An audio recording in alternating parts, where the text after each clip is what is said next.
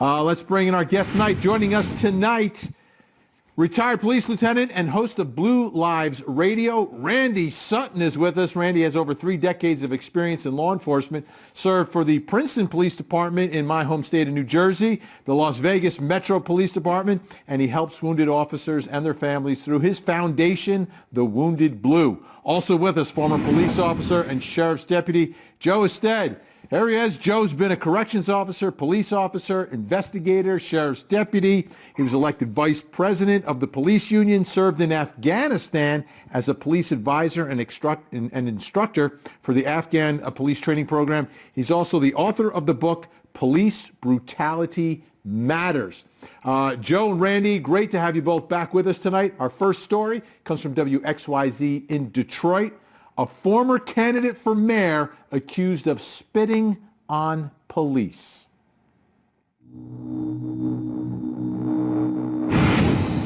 We're all supposed to wear a mask when we go inside a store. This one in St. Clair Shores even keeps people outside waiting for social distancing. One customer was having none of it. Well, I think it's shocking that people would put themselves and others in danger when it's so simple just to put a mask on. The incident happened a week ago here at Nino Salvaggio on Harper, just north of 11 Mile in St. Clair Shores. The allegations are Kristen Hoff was told to leave the store because she wasn't wearing a mask. That was the alleged first assault on the clerk. Police were called. She allegedly spit on them and arrested. The store has surveillance video that will be part of the case. She should have wore a mask, and by no means should she have spit on anybody. Kristen Hoff was booked and released. She ran for mayor of Roseville in 2017 and lost 3-1. The governor's executive orders require people to wear masks inside stores. Store management here did not want to respond to a request for comment. Some of the customers here are nurses working with COVID-19 patients. This isn't about rights right now. They're just not realizing how serious it could be. I've seen coworkers get sick. Anybody can catch it. You know, you don't have to have symptoms. Really, it's almost like you can't really reason with these people. They have it really stuck in their heads. This customer faces felony as well as misdemeanor assault charges, and she'll be back in court in a few days. You know, we're starting to hear a lot of these stories involving people that are now choosing to spit. So I wanted to start here. And was spitting, were spitting by suspects common before COVID-19? Randy, let me start with you just on this question. There's a couple more I have on this story, but we're hearing a lot of this. I mean, was this going on before COVID-19, or is it now all of a sudden a new weapon by suspects? Well, spitting on law enforcement officers is nothing new. I mean, it is such a disrespectful act. We've seen this for years and years and years. And of course, it takes on a new meaning now because of the virus. Now, what was just an unpleasant experience could now prove to be a deadly experience. So, of course, there's much more attention on it now, and it does have a little more gravity. But the unfortunate reality is that the disrespect shown to law enforcement officers by spitting on them has been something that's been with us for a very, very long time. Joe said, from my perspective, you know, this is should be a relatively simple situation, and everything gets escalated. But at some point, a police officer getting spat on by a suspect, I mean, to retain your composure and not, I mean, how do you do that as an officer, especially when we know what's going on in the world right now, how, you know, how much of an impact that could have on the health of the officer, his family, whoever? Yeah, Benny, you're absolutely right. The mindset of when somebody spits on you makes you want to go crazy. I mean, myself, I've been spit on. I come from a law enforcement family, so we have these conversations, me and my brother. Being a vice president of union, I get to talk with a lot of police officers, and these are one of the things that we have come across when we're dealing with subjects on the street. And just about everybody I know that was an officer, one time or another in their career, they've been spit on. And the best thing that you could do is have somebody with you that understands, like, you have to have restraint, and this is probably the worst. I'd rather get punched on than spit on. I'd rather get punched on than spit on because you will literally feel like you want to lose it. So you got to maintain that restraint. And if you see an officer get spit on, make sure you, as another officer, make sure you get control of the situation and try to eliminate him from that situation, because a situation like that can actually drive an officer extremely crazy. So yeah, you definitely have to have restraint and training and, being prepared for that, because nobody's prepared to get spit on. But if you're being trained, look, during your career, you're going to get spit on. You're going to get to a point to where you feel like you're going to lose it. You got to maintain that restraint, because you can actually get in trouble on your first emotional response of being spit on. So yeah, that's something that's rough to deal with. Next story from WCPO in Cincinnati. Homicides up more than 400% since the COVID shutdown.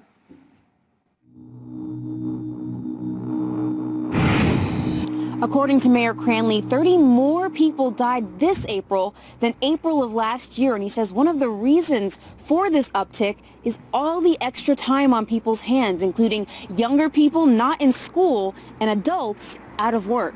We have continued to see a significant increase in our violent crime. Chief Elliot Isaac says that increase includes homicides and non-fatal shootings. It is noticeably a lot more. And what's really concerning is that, especially the ones that I've read about on the west side, is that these shootings are happening in the middle of the day when innocent people are outside. Tierra Powell with the East Westwood Improvement Association says the recent uptick has even shaken neighbors who are fairly used to the violence. We have residents that are afraid to actually walk to a store that's just a few blocks down or a couple houses down from them because of the gun violence that has happened down there. There are a number of individuals that have utilized this unprecedented time in our nation to inflict violence on our communities. Chief Isaac says he's now dedicated more officers to the gang unit as well as a gun violence task force. He's also assigned more officers to searching for wanted individuals. While Powell is glad to hear this, sometimes residents feel like they get ignored when they give the police the heads up on the hot spots. I know that we have a particular area of concerns, and the police at our last in-person meeting told us that they were working on it, and 2 weeks later, a person was killed there. She says that community input is just as important as the additional manpower. The communication between the police and the community helps in regards to preventing a lot of these things. And Chief Isaac says the police department is making some progress with regards to solving violent crime. He says officers have made arrests on about 70% of the homicides that have happened so far this year. All right, why are killings up and how do you bring them back down? Joe, Randy Sutton, let me start with you first. Randy, why are they up and how do you get them back down? That's a really disturbing number. A 400% increase is it's astounding. And there's a few things that are missing here. They didn't say if these were domestic violence related or what the relationship is between domestic violence and this number of murders. We have seen across the United States with this coronavirus epidemic an uptick in domestic violence situations. So that would be an interesting correlation to look at. But the other factor here is that we're talking about more people on the street, not people not working. There is a great deal of gang activity in this particular area. And the 70% solve rate is pretty good, I got to say. But this is something that requires a deep police presence. If it's in a certain geographical area, which apparently this is, that's where statistically they look at the highest crime areas and then use saturation patrols, gang crimes investigators into the areas and basically have a very large police presence. But there was something that was said that's very important, and that is the community involvement. There has to be community involvement in order for law enforcement to be effective, especially in violent crime.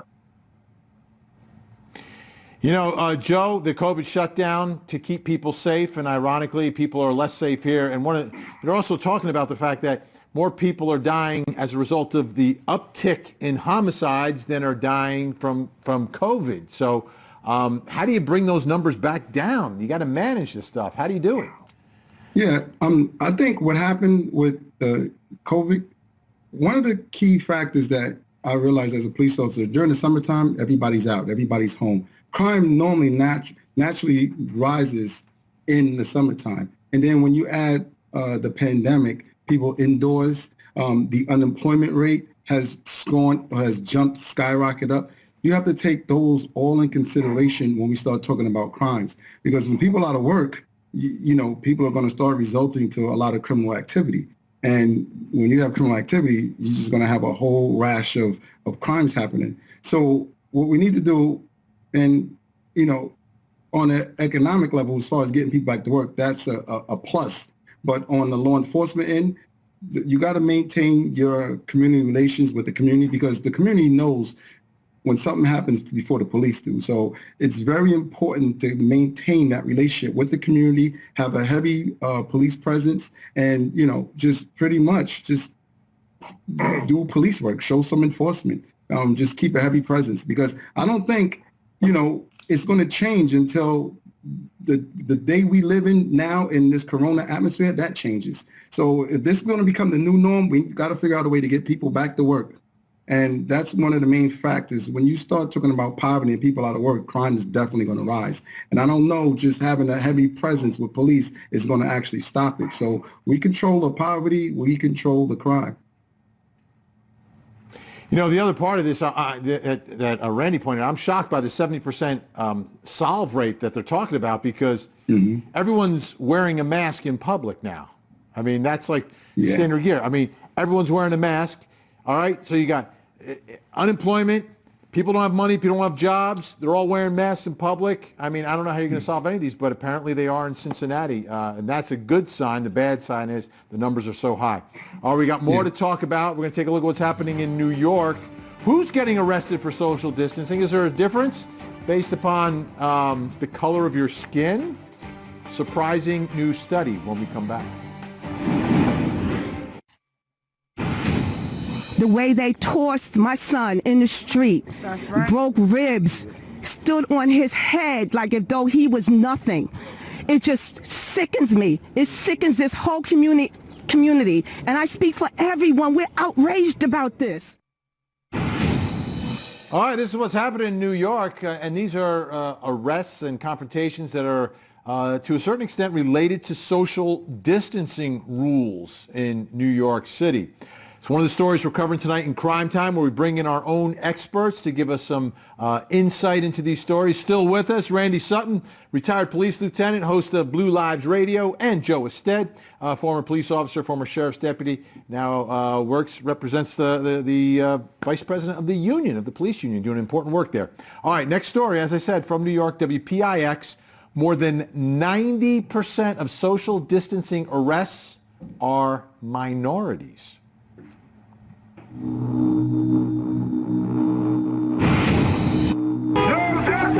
The coronavirus pandemic has forced all of us to adapt. NYPD police protests are no different.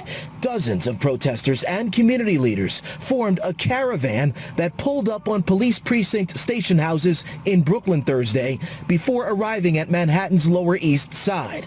They are protesting what they say is disproportionately aggressive enforcement of social distancing rules in black and brown neighborhoods. These officers, these thugs, because that's what they were, and that's what they are. They acted like thugs. This is the same neighborhood where NYPD plainclothes officer Francisco Garcia took out his taser last weekend and then slapped 33-year-old Donnie Wright, taking him down before sitting on his head. Garcia has reportedly been the subject of several legal settlements with civilians, costing taxpayers more than $200,000. Officer Garcia was out enforcing social distancing rules in the midst of the pandemic. The way they tossed my son in the street, broke ribs, stood on his head like if though he was nothing. It just sickens me. It sickens this whole community. And I speak for everyone. We're outraged about this. We need to get this man off the New York City Police Department. The numbers are indeed telling. The Brooklyn DA's office confirms 35 out of the 40 people arrested for violating social distancing rules in Brooklyn between March 17th and May 4th are black. Lower East Side community activist Shahida Smith. I mean, they were being us up before social distancing, right? Here on Lower East Side, they're doing this to Donnie Wright, but right on the East River, there are people running with no mask on. Not abiding by social distancing, right at Thompson Square Park. All right, so why are the numbers so lopsided here when you talk about the number of arrests for social distancing? Joe Stead, let me start with you. Why do you think the numbers are so lopsided in New York, according to this one study? Vinny, first of all, I'd like to thank you and Court TV for bringing awareness to this issue. These are one of the major problems that policing have had for quite some time. It's called selective enforcement.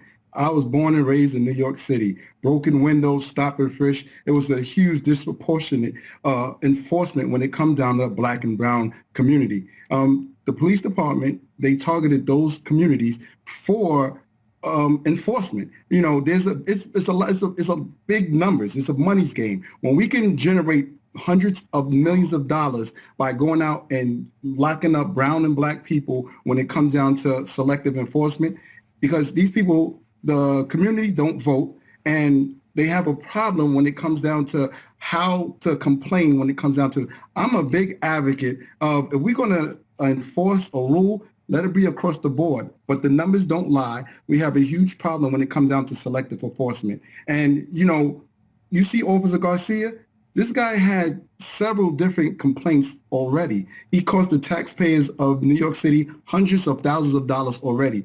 The police department failed to hold him accountable, failed to remove him, so the New York City taxpayers have to continually pay for bad policing. You know, I was a police officer. I come from a police family, and there's a lot of good police officers. But what you see Officer Garcia did, he makes everybody who wears the uniform, he makes the job bad. He makes everybody look bad. And, you know, the government, the local government, the mayor there, at first when he got elected, he seemed to understand the problems. But when it came down to, you know, his argument with Pat Lynch, the president of union, all of a sudden he took a back seat, like he didn't have any more power. But selective enforcement needs, I'm glad that you are bringing awareness, and we need to do something definitely about this. Randy Sutton, from your perspective, why do you think you have those lopsided numbers from that study? Well, you know, I'm glad that this story came up, because it points out a much larger problem, and that is that the police should not be in the business of enforcing social distancing. You know, this is the brainchild of Mayor de Blasio. It's at his behest that law enforcement is stuck in the middle of enforcing edicts instead of statutes.